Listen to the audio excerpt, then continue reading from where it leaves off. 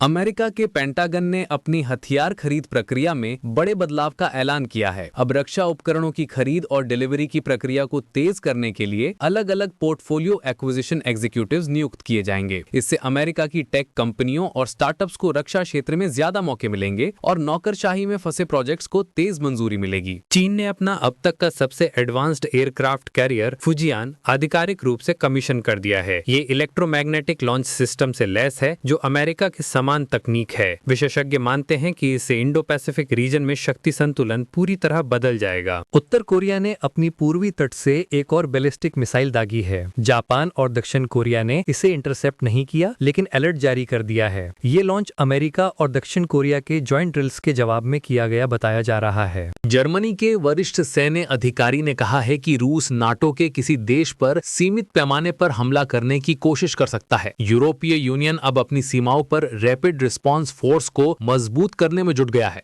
Iran ने दावा किया है कि उसने ऐसा मिसाइल विकसित किया है जो 10,000 किलोमीटर तक वार कर सकता है। अगर ये सच हुआ तो ये मिसाइल यूरोप और एशिया के बड़े हिस्से तक पहुंच सकती है, जिससे वैश्विक तनाव बढ़ सकता है। अमेरिका और इजराइल ने इस पर कड़ी नजर रखी हुई है। ईयू ने प्रस्ताव दिया है कि युद्ध समाप्त होने के बाद यूरोपीय मिलिट्री ट्रेनर्स यूक्रेन में तैनात किए जाएं। इससे यूक्रेन को भविष्य में खुद की रक्षा करने में मदद मिलेगी और रूस पर दबाव बना रहेगा। रिपोर्ट के मुताबिक अमेरिका से ब्राजील को दी गई कुछ स्नाइपर राइफल्स का इस्तेमाल नागरिकों के खिलाफ किया गया है। इससे मानवाधिकार संगठनों ने अमेरिका की हथियार निर्यात नीति पर सवाल खड़े किए हैं। रूस ने अमेरिका के कुछ बयानों के बाद यह स्पष्ट करने को कहा है कि क्या वॉशिंगटन भविष्य में न्यूक्लियर टेस्टिंग शुरू करने जा रहा है। इससे दोनों देशों के बीच न्यूक्लियर तनाव एक बार फिर बढ़ गया है। यूएस कोस्ट गार्ड के कटर हीली ने आर्कटिक में ऑटोनोमस ड्रोन सिस्टम का सफल परीक्षण किया है। ये मिशन भविष्य में बर्फीले इलाकों में निगरानी और खोज अभियानों को और आसान बनाएगा। लॉकहीड मार्टिन और कई कंपनियों ने नई डिफेंस एआई टूल पेश किए हैं जो अलग अलग सैन्य सिस्टम्स को आपस में जोड़कर डेटा का तेज विश्लेषण कर सकते हैं। यानी अब भविष्य की जंग में इंसान और एआई साथ मिलकर फैसले लेंगे।